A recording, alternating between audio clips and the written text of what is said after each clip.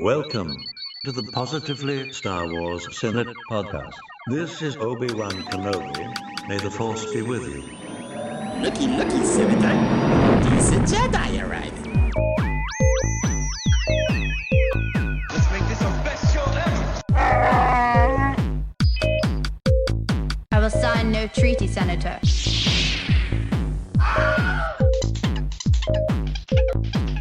I am the Senate. This is the way. Hello, Star Wars fans, and welcome to Positive Star Wars Chat, because this is the Positively Star Wars Senate podcast.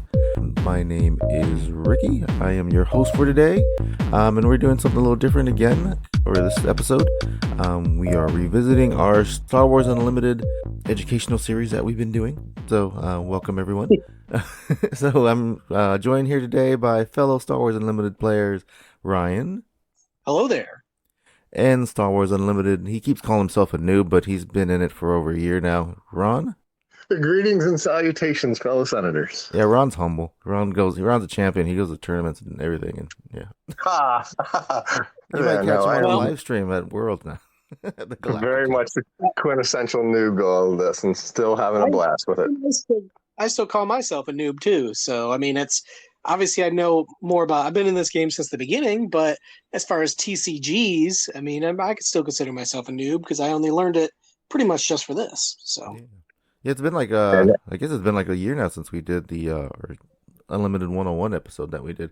So, yeah, we thought it'd be good to revisit it again. It's a second year of the game, and there's been more sets come out and, you know, more mechanics added to the game. And now we have our first ever, what is it called, Galactic Championships, Ryan? The Galactic Championships being held in Las Vegas currently as we record. Yeah, as we speak, it's day 3. So, obviously, we're here recording, so none of us are there. So, but yeah, Nope. we thought it'd be fun to just, you know, revisit and, you know, just catch up with each other, what we've been doing and how gameplay has been, and just reflect maybe on the past year that we've had playing and what's coming. Ryan always has all the news, and usually we try to talk about this stuff during the Senate proper, but we don't like to occupy too much time because I think us three out of all the hosts, we're the only ones that play. So, so welcome to this episode, and yeah, I think we should probably start just catching up. So we'll go around the table. So who wants to go first? Ryan, Ron? I'll go first because I want to hear more about Ron. So, okay, Ryan has the as initiative. we mentioned, yeah, I take the initiative. Yeah, okay. So I rolled my chance cube. So anyway, as we announced on the other main pod, Set 5 released. We can go over some leaders and stuff like that later just to kind of fill in Ricky. But we got Set 5 release, and I went to a couple pre-releases, and I talked about that in the previous pod. But I did go to, I guess most recently, I went to a small one at it's like an hour from me, like usual, like everything is. I went there, and it usually only has 4 to 5 players, so nothing big, but it's at least somewhere for me to go play. I just went there just to get some playtime in. I kind of went at the last moment because I wasn't planning on going there. So, but then once I decided to go to that town, then I noticed they were having their little usual get-together every other week. So I didn't build the deck, but I have 2 or 3 ready-to-go decks. So I brought my Cad Bane deck, which was actually the deck that I used at the planetary qualifier that we played, I think, earlier in this year, which I think I touched on too. But so I took that, which I don't like to take super strong decks, aka meta. I don't like to take meta decks because this is literally just a small thing. Some people that, you know, don't collect a ton of the cards, you know, they still like Star Wars and stuff like that. But I like to go to the smaller one just to test weird decks. But I didn't have anything ready. So I had to take my Cad Bane deck. And I felt kind of bad because it was like an absolute desolation of most of my opponents. Actually, the second opponent almost beat me, but I had a surprise strike card. So my leader was 5, I think, because I used Cad Bane, and it only does 4 damage. But I was, I think, 5 away, and I was out of reach. But I had a smuggle card that I played, Hotshot Blaster, that gives +2, and I won, which is like, honestly, it would have been kind of rough if I lose to some noob just putting together like a starter deck. And I did take it easy on them because the first one was straight up 30-0. I mean, the CAD deck completely, and I know how to play it because I practice with it so much, completely destroyed them. And I felt bad because this is a small thing. I don't like to bring strong decks. So the next round, I kind of skipped some of my plays. I didn't play some of my good cards, and eventually came up to the end, and they were like way ahead on me because I have a 25 health base and they have a 28. So it was like they're way ahead and just dealing out damage, and I wasn't able to catch up. And just by pure luck on my last draw, I was able to smuggle a hot shot blaster and win. And I was like, I was literally sweating, but I don't like playing really hard at these because I'm really good decks. I just feel like beating the opponent into submission on a regular weekly play where there's really no prize whatsoever for winning or anything. I mean, he gave us the weekly play packs, which I love. So I got like 2 or 3 of those, the 3-pack cards that me and Ron change, swap around. So I got a bunch of those for the set. So I'm super happy. That's my main place where I get the special weekly pay packs. But yeah, I did talk to another person there, and he was a sequel trilogy fan. I talked about the Acolyte because our round ended so quickly. We had about 15 minutes to talk. So we talked about the Acolyte. We talked about Star Wars, the sequel trilogy, Rise of Skywalker, Last Jedi. So it was fun finding someone who generally enjoys Star Wars. And I do have some gripes about the sequel trilogy, as I do with any other trilogies. But it was nice to just talk to them and kind of have like the same things where it's like, well, it didn't go the way that I wanted, but let's focus on all the positive stuff. But other than that, it was just like, it's the little small tournament for Star Wars Unlimited.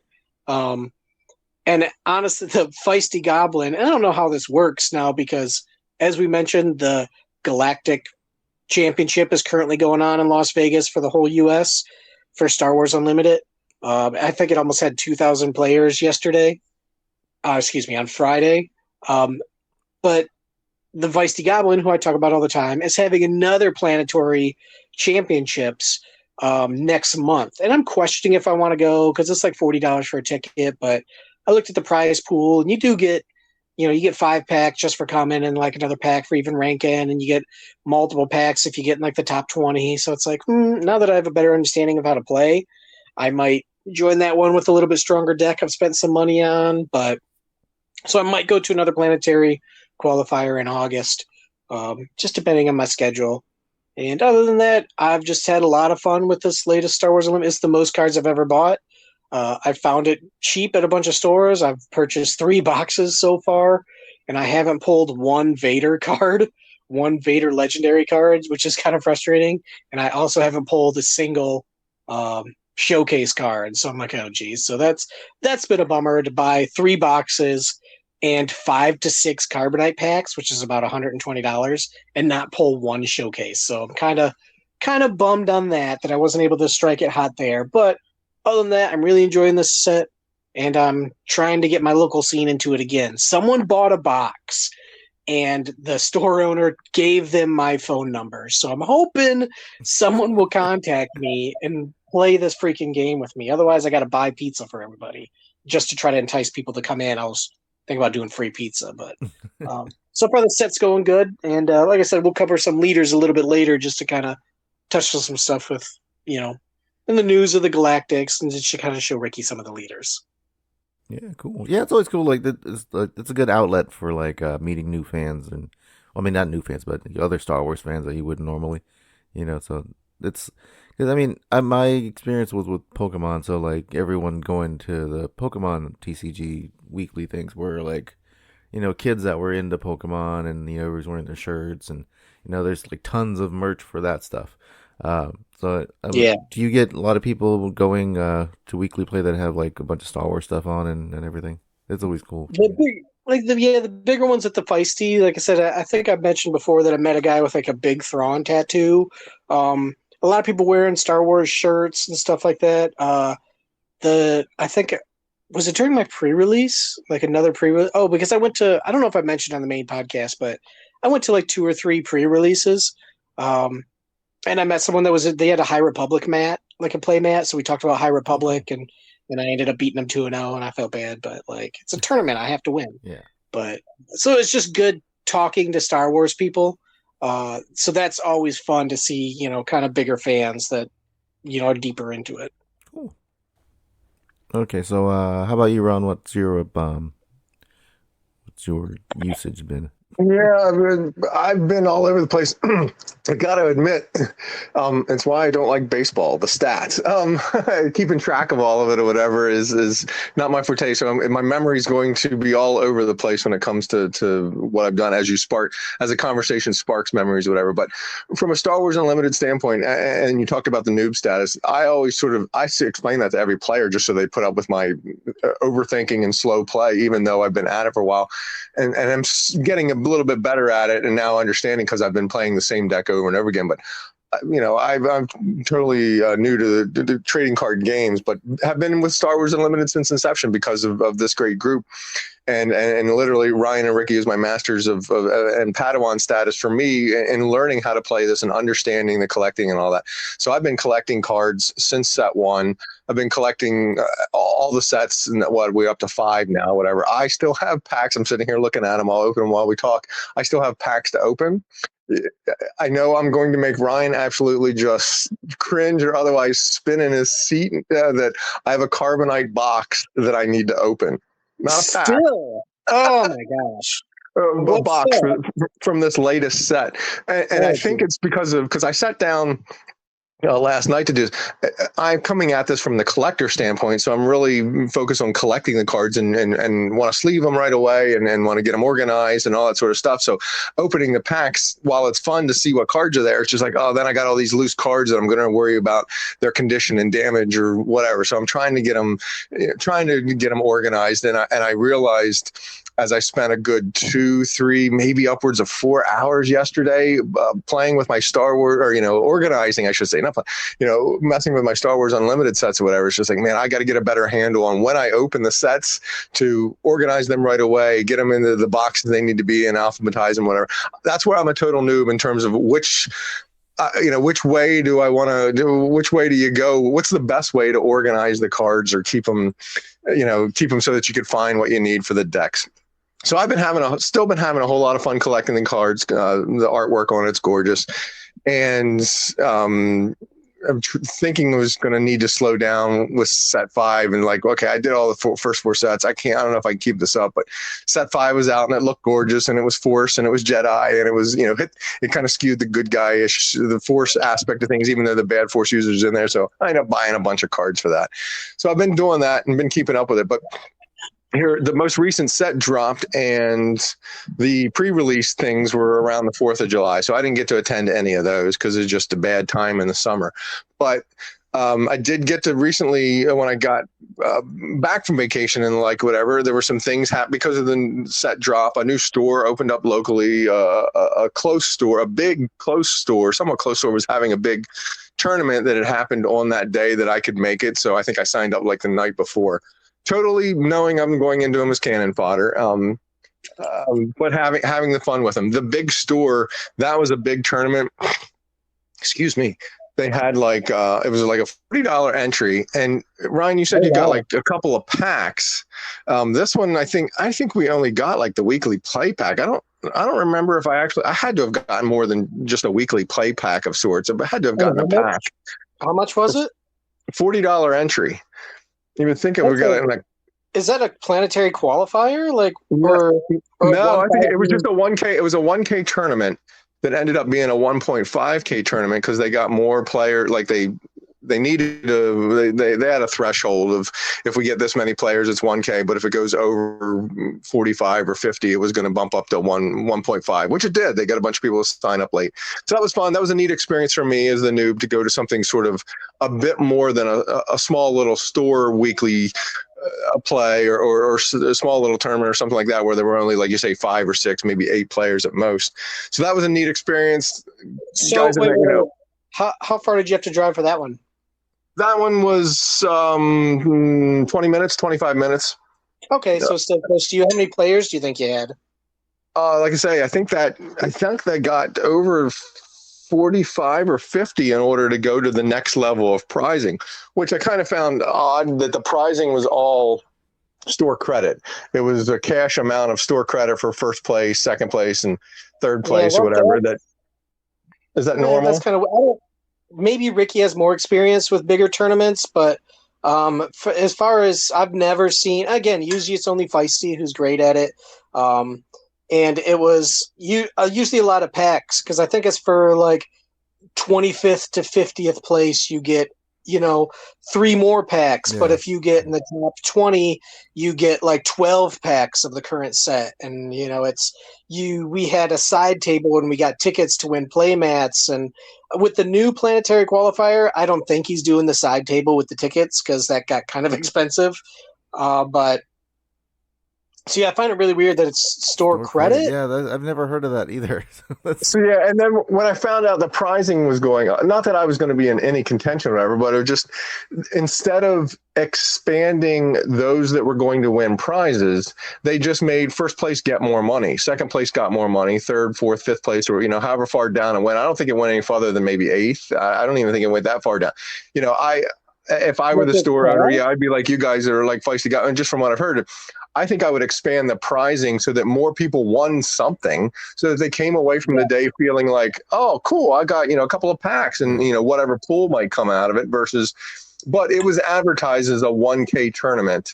That it was advertised as a prized tournament, a moneyed tournament like that. It didn't matter to me. I was just there for the experience. Knew I was going to be cannon fodder. Don't think I did much of anything worth buying in that store. That was. Oh yeah, no, I'll get a picture of this store. It is. It's got Pokemon. It's got Pokemon. It's got Magic, and then there's a small little slice for Star Wars Unlimited that hopefully grows. But used video games. It's a big giant store. I have to send you guys some pictures. You'll appreciate what I have. I guess they want to have. They were doing something for Star Wars Unlimited. And they got people to come. Now, granted, it was a day when so people were coming from the Baltimore, D.C. metro area. If nothing else was going on, people were coming to it. So I definitely ran into, as Ryan was saying, strong decks. And then I ran into decks of people just creating things, whatever. I was there with a somewhat quasi, is it safe to say, Ryan, a somewhat quasi meta Obi-Wan deck that you had found and given me a list one time, whatever, and tweaked it and added a couple of things to it. And I had been playing it not even 10 times. So I've some familiarity with it that I see now. I'm starting to see, this is where my noob status gets. I'm starting to see now how that works. That game mechanic that if you have a deck that is what you use, you know how to play it, so to speak. The cards and which ones to keep for turns 1, 2, or 3, and which ones to try to have for later, how to use them, and that you have 3 of this card. So it's like, well, okay, I'll resource this guy, hoping that, my odds are I'll pick him up later down when I need to, kind of thing. That exactly. I'm starting to understand that part of the game as and how to use it to your advantage, whatever. But I played all types of people. It was amazing. People were there in Star Wars. It was awesome from a Star Wars fan to just see the Star Wars love that was there. It's timed and everything, and that just puts me on monkey tilt because I can't, and I'm still trying to think, and I don't want to be slow playing, or I don't want to be making the guy across from me mad or anything like that. So there's times where like, oh, I got this, I got that. Well, all right, I literally say, well, let's see how this shakes out, and I play this card down to see if it's going to do what I think it's supposed to do. I'm still, but I played kids, I played girls, I played guys that just crushed me in 2 games quickly. It was just all over the place. And that was the experience I was going for in that sort of tournament, was to see the community, see what it was like to play in a Star Wars thing. So I played that big thing and had my share of fun. And I've also played in a small thing, a local store in my town literally has just popped up in an old storefront. That's where these gaming things seem to take place. Low rent. You need low rent, big space, and some tables, and boom, you can start one of these things. They did not have much in the way of product, but they had a Star Wars night on Tuesday, which was like a perfect Star Wars night. So I went to that, and that's the one, Ryan, that you want to hear about. That's the one where I won my first. I came away from the night as the overall winner. I won my first tournament, or I guess it was our weekly play. It was a $10 buy-in, I think. I think we got the play pack. And because I won, I ended up winning $20 in store credit. They didn't give any packs to it or whatever, but at least I got my $10 back. I can go play 2 other times type of thing, or I can buy something with my $20. But that was fun. It was that type of environment that you were talking about, that there were some new people there. I definitely played against 2 guys or 2 players, I should say, that were, just getting into Star Wars Unlimited. So making the mistakes I remember making. They're attacking my, they're not putting any damage on my base. They're not, they're more worried about getting this card out than you countering or doing things like that or whatever. But I was letting them have their fun. Yeah. I was letting them have their fun. But there was one guy there who was very mad that I ended up winning, because he was the Ryan of the group, if you will. I made him sweat to the point where I took game 1 and I made him sweat in game 2. And we went to game 3 and the store's trying to close and we're trying to get out of there. And that was determining who was going to be first and second. And through a battle of attrition and back and forth or whatever, I was able to come away with my first tournament win by beating him in game 3 to getting to that point. That was the game. I won't remember the games. This is where I'm terrible at it, Ryan. You'll hate me, but so that's why I try to post it as it's happening, so it's fresh, whatever. But my deck has 3 Luke Skywalkers in it, right? That's a hard card to have. It's a legendary. It's I forget what it can do, but it's a powerful card. It's a cool card to have. I have it memorized because that's like my main one in my Luke deck. It's when played, this does 3 damage to. That's right. Yeah. 3 damage to a unit, but if a unit of yours was defeated, you do 6 damage. So just for playing a card, you could kill almost anything in the game, even a leader if it has a couple damage on it, and it has restore 3 on the next play. So it's been known as one of the strongest cards for heroes. It's a total support card for Han right now and for Anakin. So it's good that you have 3 of them. I just got my 3rd one too. So kudos for stacking up on Luke. Yeah, so I play that, but here's where the noob status kicks in, because I'm all excited to get to turn 7 or however many resources you need for the thing or whatever, and I'm trying to read the card because I don't know my Luke like that or whatever. And it's like 3 or 6. I had played it in round 1 or whatever, played it too early because I only got to do 3 damage. I played it, did the 3 damage, and then the next turn he defeats one of my cards, and he's one of the good players that he's like, oh, you should have played Luke, later. Yeah. You'd have gotten 6 damage. I was like, oh, okay. Yeah, no, I see how this works now. So that's where I'm starting to learn the mechanics of the game. Is the next round, I'm like, oh, okay, let me wait for a card to get defeated because I'm eager. I'm a noob. I'm just eager to get, finally, I can get Luke out. And it's like, well, hold on. I got a bunch of stuff out there. I'm sure something's getting taken out. He's going to take something out, or I had Sentinel and something, well, I don't know what's going to happen or whatever. But I'm like, if you take something out, then I get to throw 6 on something. So let's do that. There you go. Yep, So, I'm starting to see why the game is really, really fun for those that know how to play it, because there's that aspect of the game as well, not just flipping the cards out. There's some thinking that goes into it's a chess game. It's kind of cool in that sense that it has that sort 100%. of element to it that makes it entertaining. And each color is a different play style. So, like, green is more of a ramp play style. So you get more research. Like, green is where you can get the most resources for hero and villainy. You can get your resources out faster. So a lot of people play even green bases or green heroes. Blue, which is mainly heroes, is a lot of healing. Like, it's the hardest deck to get past because it's like the most control. Like, that's the defeat a unit for 6 cost, defeat a unit for 4 cost, give a unit -2/-2. It has almost all the sentinels in the entire game. It has the majority of the force healers. Like, blue's really tough because of that.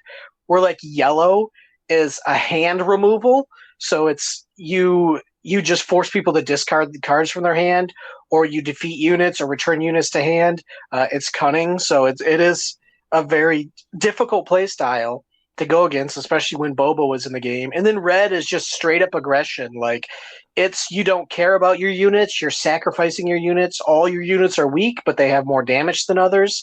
And it's just as fast as you can play. So, and that's the learning style, that as you learn your leader and your base, like if you have a green leader and a red base, you want to have some aggression cards. So you have to play fast, and you use green to ramp. Or if you're blue-yellow, you want to get rid of their hand while playing Sentinels and healing type of thing, and maybe make it to the later game, where villain cards usually deal more damage, but hero cards do more healing and helping other cards. So there's a huge balance to the game. And like you said, knowing how that Luke Skywalker works is extremely important, because you maybe want to sacrifice a unit. like I said, if there's a leader with 8 health and you attack with a two attack unit and you take their health down to 6 and it defeats your cheap unit, then you play Luke and you can finish them off for nothing. So it's Right. just a free -6. Ryan, I'm such a. So I literally just had an epiphany. Here's why I'm such a noob. I am now realizing from what you just said, I don't have to wait for them. I was waiting for them to defeat one of my units. I'm realizing I can attack with one of my units so that it gets defeated.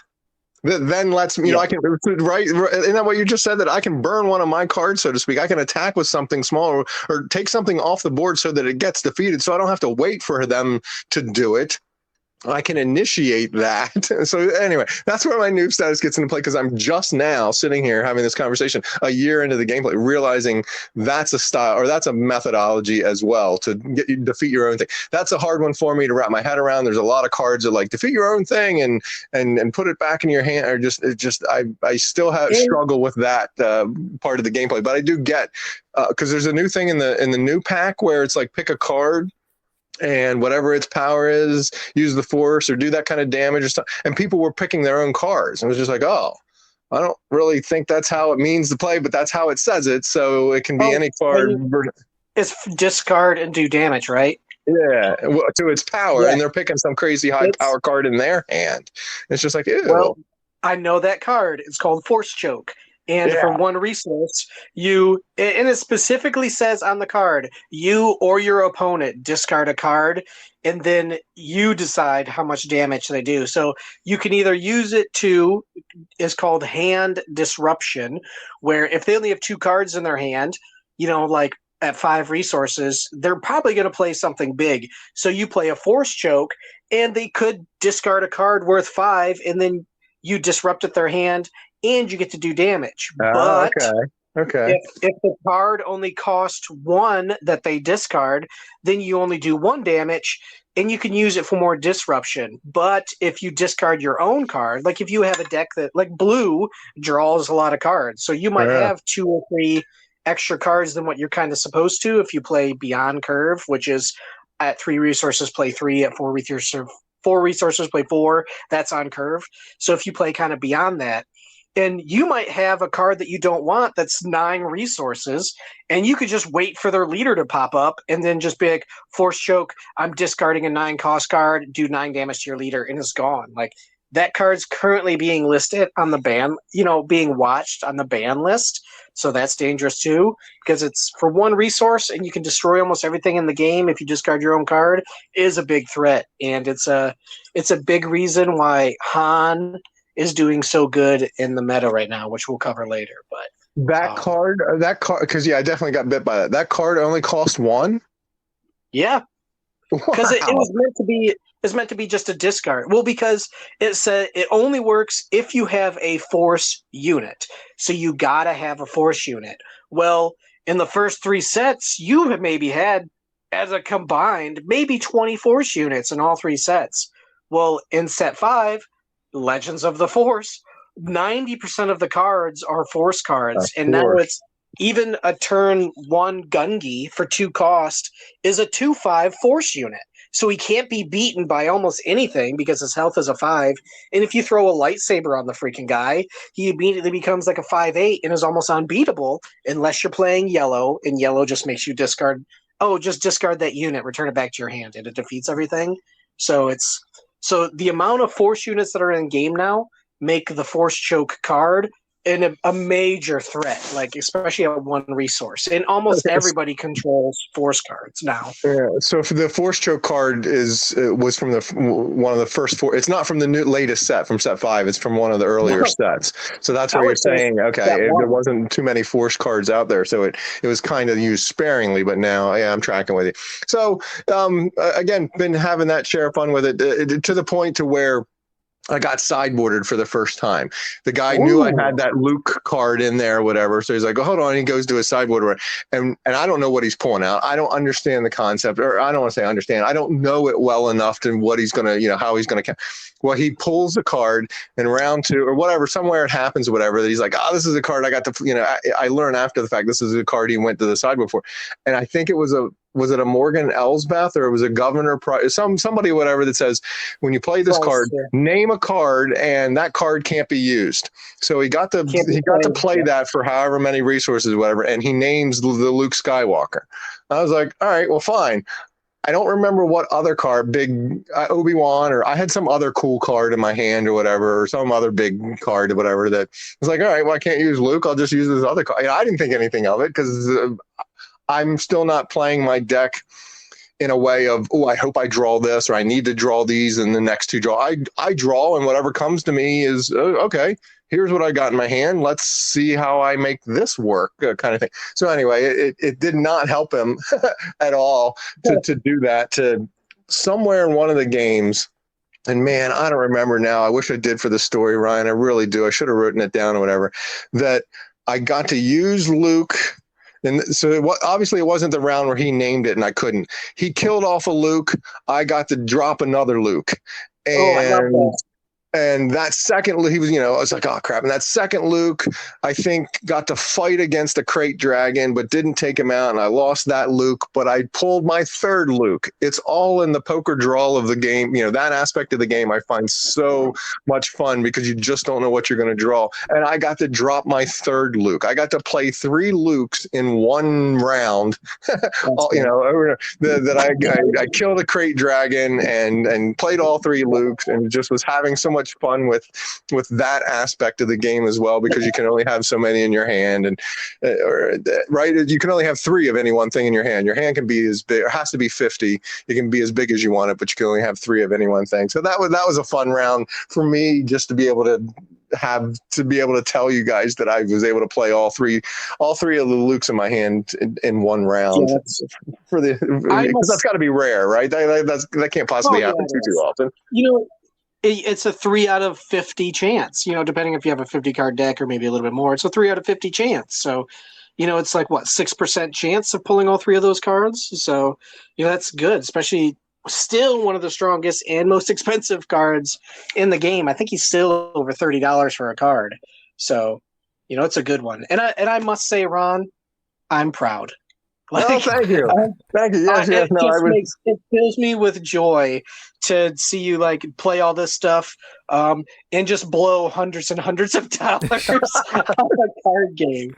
So I haven't. But no, I shouldn't say I haven't bought cards. I have bought a couple to add to my collection. I'm trying to support the stores. I'm not buying everything that I need that's in there, but I've bought a couple of a hyperspace foil or something to add to my collection because I just haven't seen it yet or don't have those for the first set, the Spark of the Rebellion. I'm trying to I'd like to try to complete or try to get all of the different variants of that. I know I'm not going to get all the the cards you can get from booster boxes or whatever. The weekly play, I think I have the weekly plays, but even those are a challenge. Anyway, I was adding that to, like I say, as I find stores, if I got to travel or something and go into them. I was recently, we can talk about this in the main one, but I did a Star Wars in concert, and that town had I was driving to the venue and drove by a place. I'm like, that looks like a card shop. So I had enough time to do a quick loop of the block, and sure enough, it was. So I walked in. The guys Star Wars Unlimited, they did. So I bought a couple packs just to throw some. I don't want to say throw some cash. I'm not any big hotshot, but just to support to show them that there might be. Let me keep buying these. There might be something because that's the only way it's gonna grow. On that note, I haven't yet, but I understand this latest set is available in the big box store. Actually, other sets I think I've seen online as well that they're starting to show up in retail stores, big box stores, GameStops and the like. Have you witnessed that firsthand, you guys? I think Ron I have. I don't know if Ricky has. He goes to Target a lot. I have to track him for Target, but Target was the first to get it, and I guess no one knew exactly when it was going to release. So starting this set and every after set, individual blister packs, which are the ones covered in cardboard, not the normal packs it's the same pack, but it's covered in cardboard, so it hangs on a peg. They're called blister packs. I don't know why. They just are. But starting this set and every set, they're supposed to be coming to big box stores, obviously, if they order them. Well, Target's actually become a pretty popular TCG. Yeah. So I've seen them at least 2 Targets. I've seen them. And I'm getting news that other people say GameStops are getting them. So I've seen those reports. It just depends on the size of the GameStop and the size of the Target and the scalpers in the air. There's lots of stuff, but it was nice to walk through Target I shouldn't walk through because they have them all up front behind the registers. But like, it was nice to walk down the aisle, look over, and just see the packs there. And I'm like, okay, this is good. And if I wasn't going to another TCG, I probably would have bought some. But I was like, I'm always gonna support the LCG stores. I'm gonna always support the local ones. But if I'm not around any of them, or if I really don't like them, then I'm going to buy a pack or two from Target, which I think, surprisingly, they're still $5 a pack. I was quite shocked that they weren't like $6 a pack, but I haven't bought any to confirm that. Again, from your tutelage, I have definitely, if the store is at the $5 pack, I'm free to, or I have no problems, no qualms about buying from them.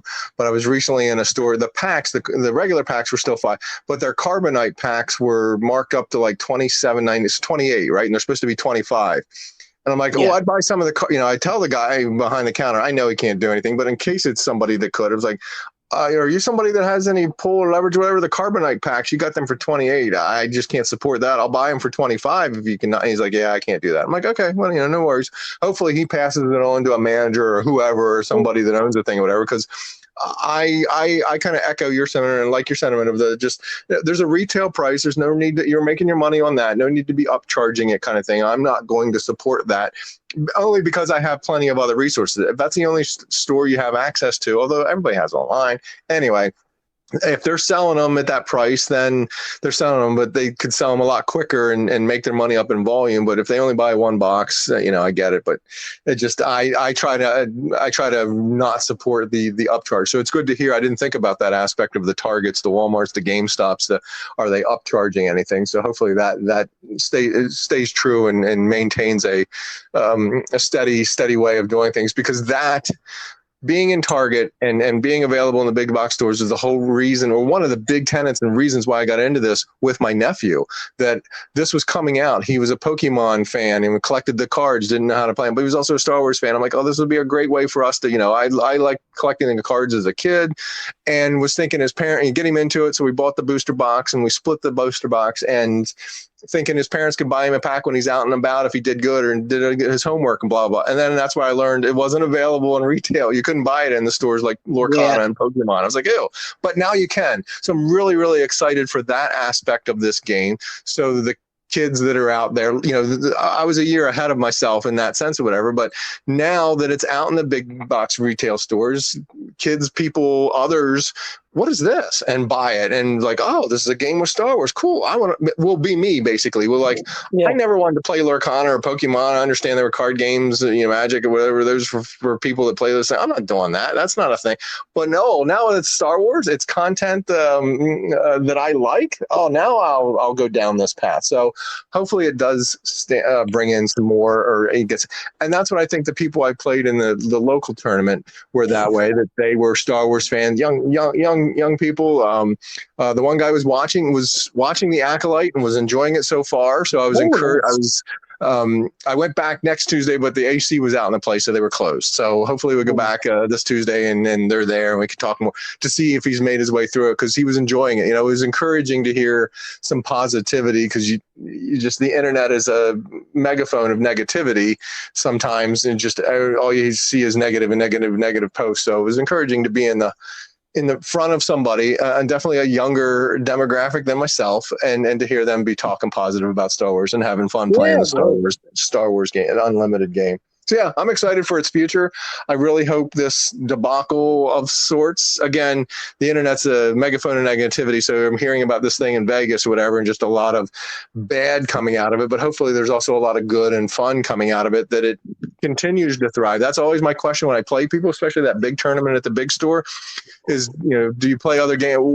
Are you finding this game enjoyable? And invariably, it's got to be 90%, 95%. Everybody's liking the gameplay behind the Star Wars Unlimited mechanics and gaming that they've created. The gamers who I look up to as people that have played trading card games for a while, and they are enjoying the mechanics and the style of play and the gameplay and the quickness and everything of Star Wars Unlimited. So hopefully, I'm really encouraged that it continues and has a a nice long shelf life, because I'm realizing as I'm organizing my cards, man, I really don't think I'm doing this well, because I got a bunch of legendaries and rares that I'm like, and duplicates of them that I'm sitting on, that I probably need to be doing something with, or otherwise making them available, or to try to sell them just to get something out of them, because they're not doing me any good sitting in my organizing box to any extent. I know it's some of the legendaries really aren't, even a legendary card, which is like 1 out of 20 packs. I think it's a little less now, probably 1 out of 10. Even to get a legendary, some of them are still only worth like $2 or $3. Like I think I pulled 4 legendaries in one box, in one set. I think it was the previous set, like set 4. I got 4 or 5 of the legendaries I did pull. Like 4 or 5 was the same legendary card. So I'm like, there's obviously, they're not all the same rarity. And then, like I said, I've opened at minimum 2, 4, 68 plus 3 pre-releases, which is 6, 12, 18, 78, 86. I've opened probably at least 100 packs of this new set, and I have not pulled one of the legendary Vader cards. And I've only pulled one Markion Row card. Like, that type of thing, where some of them are still, even a legendary, I'll pull 2 or 3 of the same legendary, but I won't get a single Vader card in 100 packs. And it's crazy, just my bad luck. So I just cracked the latest set. What's it called? Forces of Destiny? No, Legends of the Force, right? Legends of the Force. Yeah. I just cracked in the Legends of the Force pack, and in that slot was a rare The Sun. There was a hyperspace in there, and the foil card is a hyperspace foil Kiadi Monday. So right. decent little pack pull there as we go through the show. I got a couple more to open, so I'll open them as we go. I know when you go to open up your Carbonite, which are the expensive collector packs, I've been looking to buy a card online. It's only like $5, so I'll happily buy it online. But if you get multiples of it, I'll buy it from you. But I think the best looking Prestige, which is the collector ones, not the showcase, but the best looking Prestige card is Bendu, where he's not a really strong legendary unit. I don't even think he's legendary. He's not a very strong rare unit, and he's double red. But the card is just incredible looking. And Bendu is probably my favorite character from Rebels. And his card from the Prestige stuff is just beautiful looking. So if you get multiples of any Prestige, talk to your brother here, and I can, Yeah. I definitely owe you. So for sure, Prestiges are the which one? Wait, what? Before the Carbonite packs existed. Before the Carbonite packs existed, Showcase. Sorry, Showcase was the one thing, and then there was the chase during sets 1, 2, and 3, or whatever. That was the really, really hard. Never saw any of that. And then the Carbonites pack hit, and then there's these Prestige cards, which are just fancier boxes around the full art card. They have more rares, they have more legendaries, they probably have twice the chance of pulling a showcase, and you have a small chance of pulling, like you did, a card that there's only 250 of them or 500 in existence in the world, and you pulled one. So, I mean, that's pretty nice. The serialized card. And that's is that a Prestige, or no? They're called serialized, right? It's a serialized Prestige. It's still a Prestige serialized card. Okay, so it looks like the Prestige cards with the fancy boxes and that stuff around it, but it's serialized. Yeah, I've only seen one of those in my career so far. But I have a Carbonite box to open, so I need to open that and see what all's in there. Yeah. So do you know? Sorry, part of that Carbonite. The reason I don't even trying to explain myself around is I want to sit down and enjoy it. I don't want to just crack them open and just see what's in there and be done with it, because I only have a 20-minute window. I want to have a nice long window to sit down and enjoy opening them up and seeing what's in there, kind of thing. So that's where they end up sitting until I get an opportunity. And the other Carbonite boxes that I was wanting to open with my nephew, and finally got a chance to sit with him. But that's where my mind is. Why they're in the house but not getting opened yet, Ryan? It's just so that and that makes sense, because I remember your story from last time where you split your box up and you guys pulled a showcase, and that's just fun to pull with other people, especially family, because even though my kid doesn't know a ton about Star Wars, I still open box. I'll still sit down and open a box with him. He plays Pokemon. Well, he doesn't play. He collects Pokemon. So he still likes opening packs. So if he pulls a legendary, he knows right away that it's a legendary and that it's important. So unfortunately, we haven't had the benefit of pulling a showcase together yet. I've still only pulled two, and they're, one was my wife pulled it when we were in the car from two random packs, and the other one was from a pre-release kit. So, but yeah, it's And that's why I think I'm encouraged by Star Wars. I keep, as I say, traveling. Man, there's a lot of Pokemon or a lot of stores that sell the Pokemon. And granted, Pokemon's been around since what, 99 or some crazy long time. It just that I don't think it's going to get there, but it would be really, really neat if it would also be a thing that then is available for those types of stores. I know it's not because it's a bit more niche than Pokemon. Somehow that gloms onto kids early, or however that works, and people just chasing their childhood or remembering it kind of thing, whatever. But I just find it neat that there are scads of stores that are, reselling Pokemon cards and able to make a go of it. I don't know how long those storefronts last or how long they stick around, but a number of places I've been into, I've been into like 3 or 4 here recently. I will never see them again. I just happened to be driving through somewhere or whatever, and, went to check it out kind of thing or whatever. And I find it fascinating. Because I wasn't in this space. It was never on my radar or whatever. But now that it's a little bit on my radar, it's like, oh, this is niche for sure. But it's also kind of popular in that space that there's a bunch of people that do collect, play, or otherwise appreciate these little pieces of cardboard. But yeah, you talked about the artwork of the Bendu. I think I have seen it online. But that is another part that I think is fascinating by the Star Wars Unlimited is just some of the artwork of the cards. Is gorgeous. It really is really, really well done and it's fun to look at, or is enjoyable to look at. And the cards, that was a big thing for me. The cards and the subject matter are legit, for the most part anyway, legit Star Wars ships and players and places and things and all that. It's not weird made up stuff for the card game. There's probably some things like that, but now there's so much content between the movies, between the shows, between the video games, between maybe books even. I think isn't there what's the book series you guys are reading?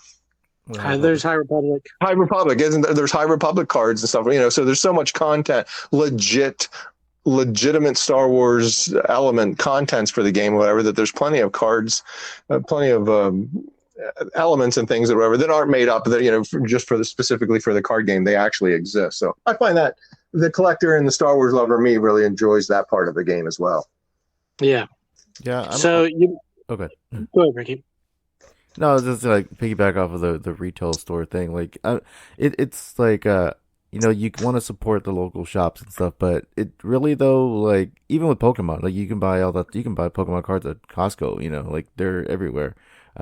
But to play with people, you still need to go to those little shops and do the weekly play at and stuff like that. So even if they have like the Star Wars limited cards at Target, yeah, you could buy them at retail at Target, but then the kid's gonna get them and like, well, what do I do with these? How do I play? Like, well, you got to go to this card shop down the street and meet other people there, and you can start being a customer there at that store. So it kind of still does help the little shops, stay open, and you get more people. Yeah, I won't buy anything massive but while I'm in Target with the wife or something like that, I'm definitely buying a pack or two just to open it to see what see if I get lucky. But right, my big purchases or anything like that's going to be at the local game shop type of thing to support that. And then, like you said, the big box stores aren't doing anything for the gameplay aspect of it, so you have to go to the local game shop to support the play and to support them. I did find it interesting.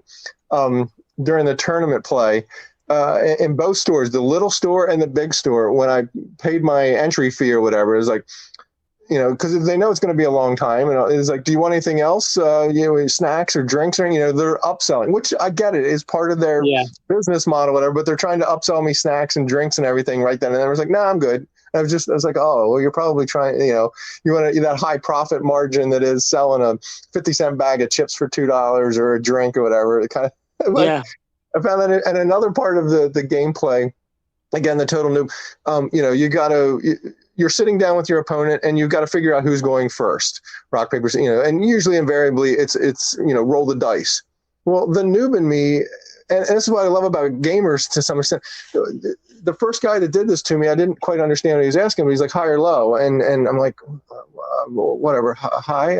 And he's going, I realized then at that point, somewhere after that or whatever, that sometimes that dice throw thing, I mean, again, to the noob in me, you're rolling the dice to see who goes first. It's whoever rolls the highest. That's just, I mean, I don't know. That's just how you're taught. But sometimes gamers want to go the other way and go whoever rolls the lowest wins. So but they have to announce it before they roll the dice. Otherwise, it's natural that it's high roll. Yeah, but who invented, why did we need that mechanic? But just somebody, the gamers got bored with going high roll wins or just only ever rolls low. So somebody started that as a thing. And so now, right, you're announcing it, or you're having to say that, the high roll wins or low roll wins. And I'm a noob to all of this. So I was just a foreign concept to me that we're rolling dice to see who goes first. And we're announcing, are we going to go with the highest wins or the lowest wins? But that's part of getting into this community and getting into this thing that, has been very welcoming. That must be for another card game that they do that. Because I know Pokemon, you do... you flip coin. Yeah, and if you do dice, and it's like odds or even. So, I never heard high, low, lowest. Yeah, that's weird. Yeah, like every Monopoly and Stratego in any game is like, it's the youngest player goes first, or roll dice to see who goes first. Anyway. I found that fascinating. The community's been very welcoming. I haven't played against any, but even the guy that had like the incredibly powerful red, aggression deck, that on turn one he's doing this and doing this other thing, and all of a sudden my base has got like five damage on it at the very first round, which is usually nothing round. It's just like, you do this one, I'll claim, and off we go. There's not, I've learned that there's not a lot of reason to spend a lot of time on round one, because you're putting out a 2 resource card and off you go. But this dude's got like a thing, and he collapses this other thing, and I'm looking at my base and I'm like, shoot, it's got 5 resources or 5 damage on it already. Holy heck. Yeah. And it was done in a hurry. Those games were over quickly. I couldn't do a whole lot. I was like, oh, okay. That's that part of the game I've heard about as well.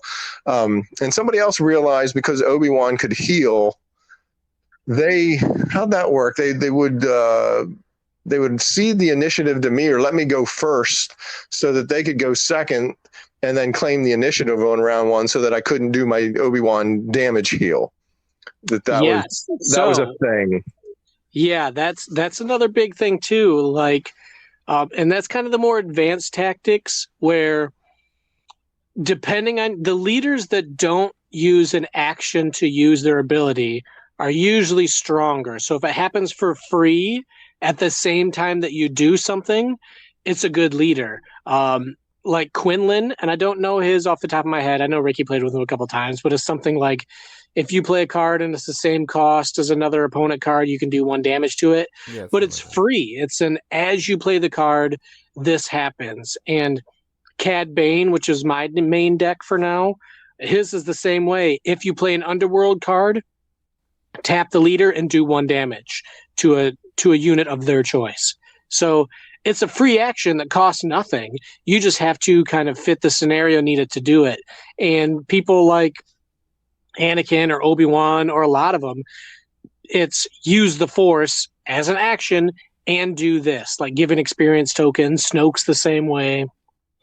Give an experience token to something, but it costs an action. Or Sabine's action is, do 1 damage to both bases, but you lose the initiative a lot. So some people or they may have a control card where it just makes you kill your unit without doing anything, and it clears the board, and they're still able to play something. So there's a lot to it, and depending on because they know, okay, if you're using Obi-Wan and you attacked, and if you played a Force unit, I have to stop that Force unit from attacking, so you don't get the Force. Because if you get the Force, you're going to use the Force to make another unit stronger.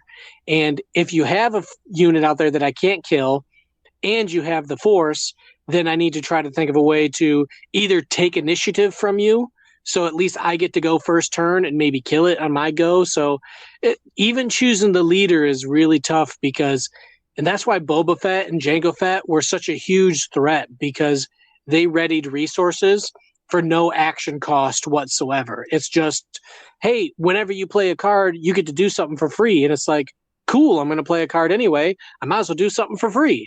Or my unit's going to die. I might as well let my unit die. So yeah, I like units that do stuff for free, like I said, like CAD. It's super annoying. Or I think the next deck I'm going to build is Gar Saxon, the Mandalorian guy. Probably going to build him because he has a free thing. Krennic is really strong because his is free. It just gives you like an automatic upgrade just for whatever it is, filling in the tactics that you got to do, and that's really nice just to kind of have something for free. So you keep the initiative more, and that's what sometimes you want to do. Like when I'm playing my Cad Bane deck, I never take initiative on the first turn because when I play an Underworld card, it does 1 damage. So there's no point in me to play a card if I'm not going to do damage to somebody, unless, and I've done this once before and it won me the game. They're like, oh, you get to start, but you're Cad Bane, so I imagine you'll pass. And I'm like, no, I'm actually going to play a card and not do any damage whatsoever. And he's like, okay, he plays his card. I took initiative, and then I used my next play to eliminate his unit before he could attack or do anything, and I kept both my units on the board anyway. So and I got to keep initiative. So again, there's this huge chess match of 100 different options that you can play for every card and every potential in your deck. And there's a lot of times where it's too much for me. There's certain leaders that I won't play just because they're too difficult for me. But then there's others who it's like, hey man, if you attack, just do an extra damage. And it's like, okay, full speed ahead, baby, let's go. So and that's how it came to play. Being the noob, I'm still trying to learn. I asked the question of the guy, the player opponent across from me, or whatever, that when we got to round 2, is it automatic that the loser gets initiative, or that the loser gets the choice of taking? Do they get to have the choice of taking the initiative or passing it? And that's where he coached me up on that. No, it's a choice, because sometimes, like with and that's how he got into it. Like with your Obi-Wan deck, I'm going to give you the initiative, because if I take it and do, then we explain the whole scenario of you're just going to heal the damage I'm going to do to you. But if I give it to you, then that damage sticks until the next round. You can only heal 1, and I'm going to put another one on you in round 2. It's like, oh, okay. So, right, there is some gameplay, some chess matching, and some rules to the thing, whatever, that can be in your favor. That, right, loser of round 1 gets the choice of the initiative, not an automatic gets the initiative, and forcing the gameplay that way. So it depends on. I don't know about that, honestly. Like, I've been straight up told to my face by someone, say, when I was playing my Cad Bane deck, they're like, no, you start the next turn, but you start the next round. But, obviously I would have initiative on round 2 if I lose, but I can choose to pass as my first play. The problem is, if they take initiative, I've lost every turn that I have. Now they have initiative, and we move on to the next round with 3 resources, and I've kind of missed my opportunity. So it's I can't say for 100%, but I don't think you get the choice, from my understanding, from what someone told me. Oh, we need to look that up while we're having this podcast, because we need to put that out there in the world for the 2 people that might listen to this, as to which way that goes. Because I now have in my head that I thought I was told, but again, it's just one person across from me, and it might be how they understand it, and you're another person across from me that's understanding it another way. So we have to find out what that official stance is with regards to loser getting the initiative or loser getting the choice of the initiative. Well, yeah, you might start with it, but you can easily pass, and then, like, if I pass, you would obviously want to play a card. It's like, well, if I pass, then it moves on to the next round. So it's like, so you'd want to play a card. So it's almost like a way of giving up initiative and again, I play Cad Bane, who wants to go second the first 2 or 3 hands. So, and I've been told that before. So it's not quite sure on that one. I can't say with 100%. I've been trying to look through some of the rules, but you can imagine they're kind of. Yeah, that's a hard one to search for sure, because that's not necessarily a gameplay. Anyway, if that's coming to play on the tournament. So I wonder if we pay attention. Are they doing multiple rounds with the same? Yeah, it's all 3 rounds. To see how people, do they choose it, do they not? Is there a lot of passing that goes on? Is that seems a very rare sort of part of the chess match sort of gameplay. This latest Legends of the Force series that's out, I'm going to ask you to talk about that one a little bit, Ryan, with regards to it's introducing a new game mechanic, right? This Force token thing that you have to, if you have it, then you can do X, Y, and Z, but then it turns, you've used it up, so you have to flip the card over, but then something comes out and lets you regain the Force. Do you understand it or know enough to talk about it way better than what I just tried to do? Yeah, it's another token system. Like I said, this Legends of the Force is very heavy on just Jedi in general. I mean, they have some villain Force users, but it's just heavy Force users. The last one was all ships and stuff like that. People are like, okay, yeah, ships are cool, but we miss our lightsabers and our Jedis and our Sith and stuff. And now we have Revan and Malik and Avar Kriss. All the more obscure characters than we have. But it just depends on your base, because it just pretty much introduced a new base, and that base gives you the Force. There's lots of units that don't give, like if I attack with a regular 30 health base and that unit has the Force, I'm not gaining the Force automatically. You must play one of these bases that give you the Force, and most of them are 28 health. I think the rare bases this set were 25 health, and they give you the Force token for free. Like, it's if you do 3 damage to a base, you just get the Force token, regardless if you attack with a Force unit or not. But your base is only 25 health. So it's obviously a very big balancing act. But it isn't. And having the Force helps with certain cards just released in this set. I know the first one that comes to mind is Mace Windu. I want to say 6 or 7 cost. All the Mace Windu so far have had ambush. When you play, they immediately attack. Well, This one is, when you play, you may use the Force and you deal 4 damage to a unit. So that's nice because your mace doesn't take any damage and it's a free 4 damage. And that's much like the Luke, where if you can pre-damage another unit and maybe surprise kill them, it's like, okay, cool. Or you want to just get rid of a smaller unit, you can just deal 3 damage to something and kill it off. So the Force gives certain cards from this set more abilities. So that's, but now they're taking all the previous Force cards from, whether it be the Luke Skywalker from set 1 or the Grand Inquisitor from whatever, like set 2. Like they all say Force on it, and now that trait is coming around to have a much bigger effect. So that's kind of nice on this set. It's a new token to have, and I've been looking for one to try to find. So I've a couple of things there. I'm going to go to the token. You're looking for a token to find from packs, or you're looking for somebody printing one or 3D making one or whatever? Because that's what I've seen people have had cool. They were using the card token that like comes in the pack or is on the backside of a base. I hate or that. What? Hate what? The card. I don't like the big card because the card takes up too much room. You have your base, you have your leader, and then you have your resources. There's really no other room to put another card in the center. So I've been sliding it under. Well, the problem is I have to put my cards down, reach over, pick up a card, slide it under my card. And I don't like putting my hand down type of thing, because people could accuse you of cheating and being a magician. But so I've seen people with big metal token coins where it just flips. You keep that next to the base and it just flips. But I'm very particular in my designs and the way that I communicate with people. It's very particular, and I don't want it to be confusing at all. So if I want a coin, it has to look different, because now there's multiple tokens.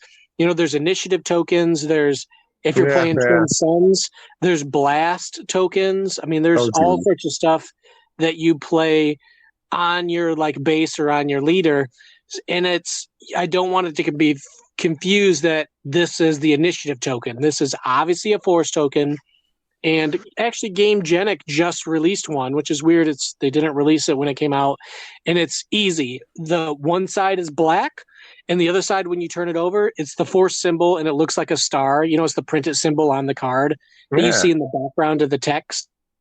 So it's it's an odd shape. It's got 4 big points on it, so it can't be confused. That's the thing. It's its own shape.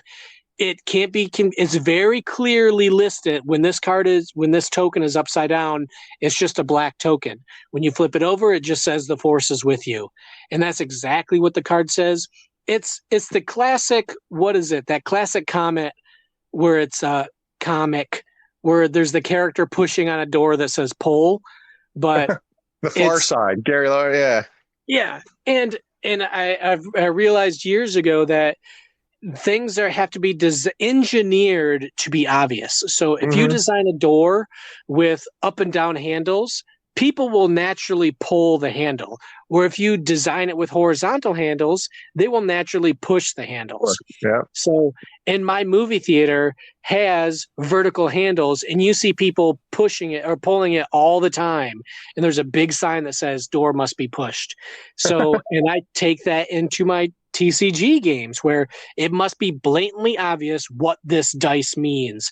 Even my damage, because I use dice for damage on cards, and they're smaller dice than normal. They're like the 3mm dice. So they're not even normal shaped dice like when you roll at the beginning of the game. And I specifically chose red dice because my wife says I have ADHD. She's crazy. But because, on the card, what is it? Your attack is a red number and your health is a blue number. So I'm like, you know what? I'm going to get blue dice to show this. And then I thought, no, because if I use blue dice, to me, that's saying that's the health left. And that's not how this game works. It's if you have a 6 health unit and you do 3 damage to it, or 2 damage, you have 2 damage on it. You don't have 4 health left. You have 2 damage out of 6. It's the way that these things are worded are very important for certain card interactions. So I bought red dice because damage is red, and I put red damage on a blue health, so I know I'm counting up on damage. So it's like, you should try going grocery shopping with me. My wife hates it because I organize the cart. I organize all sorts of stuff.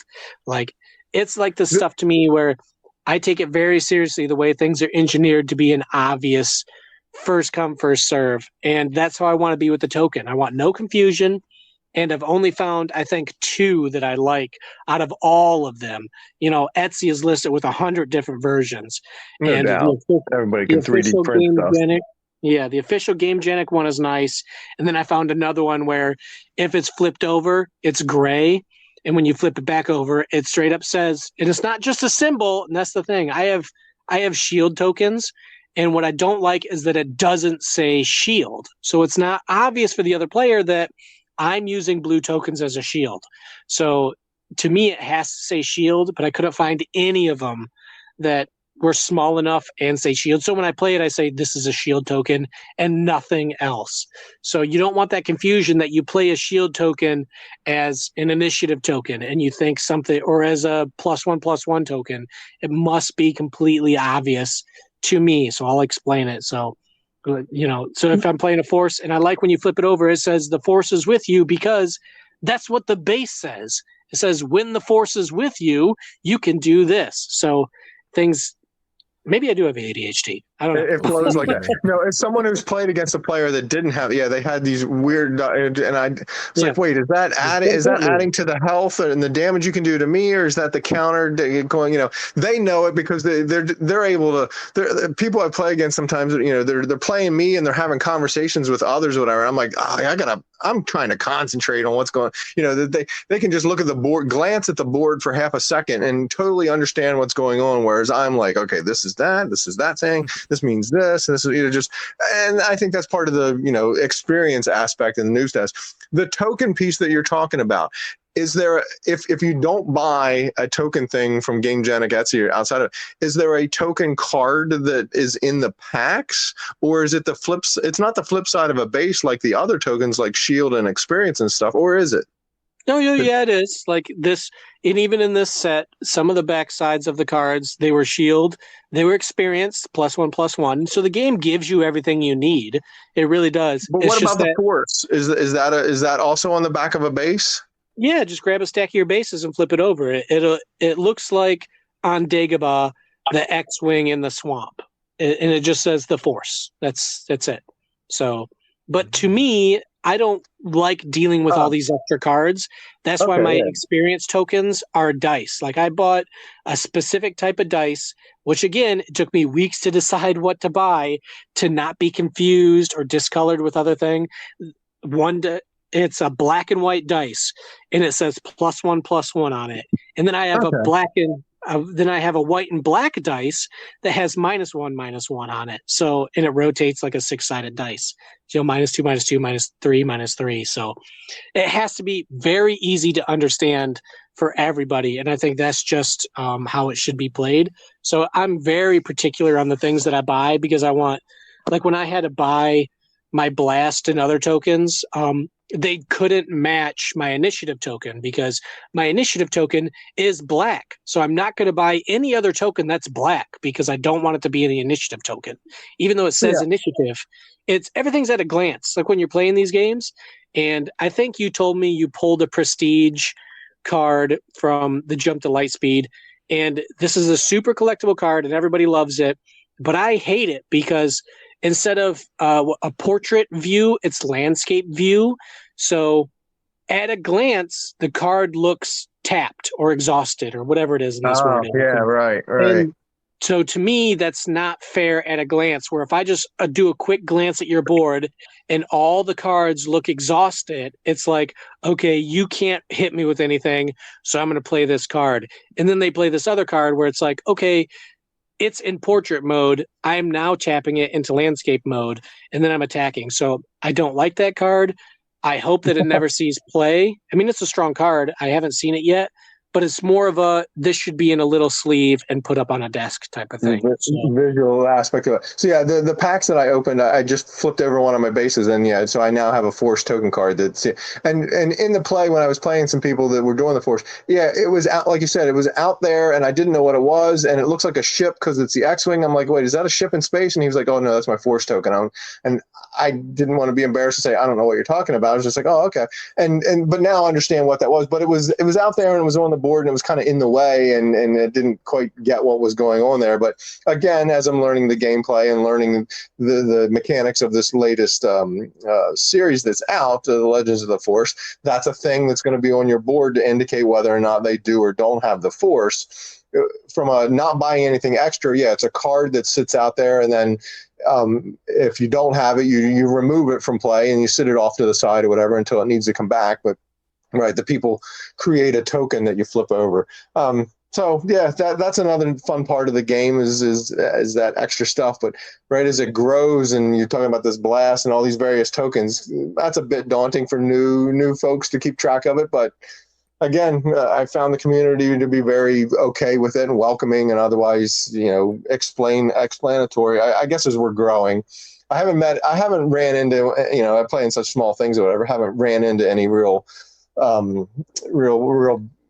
bad elements, if you will, with regards to just not being nice in the play and just, the basement of this, or no, the comic book guy from The Simpsons kind of, oh geez, how do you not know what you're doing? That was my big fear coming into all this. Is just like, yep, nope. I think that's why I explain it to everyone when I first play them. That it's just like, yep, bear with me. I'm still figuring this out. So yell at me if you have to. Some people are like that. Some people are just very fast. They're very, especially at planetary qualifiers. Those people know the cards, and they can play them without even looking at your card. And I'm like, so I just sit down with them. I'm like, listen, I'm slow at TCGs. I'm still learning. So just don't get upset with me. And if I have questions, and most of them are like, sure, and it's like, may I touch your card or may I see your card?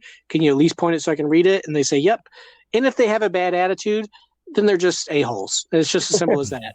I was trying not to use the word, but that's exactly what I haven't run into that, but I understand that could be out there type of thing, whatever. Hey, what can you tell me with regards to, I find that my ADHD kicks in.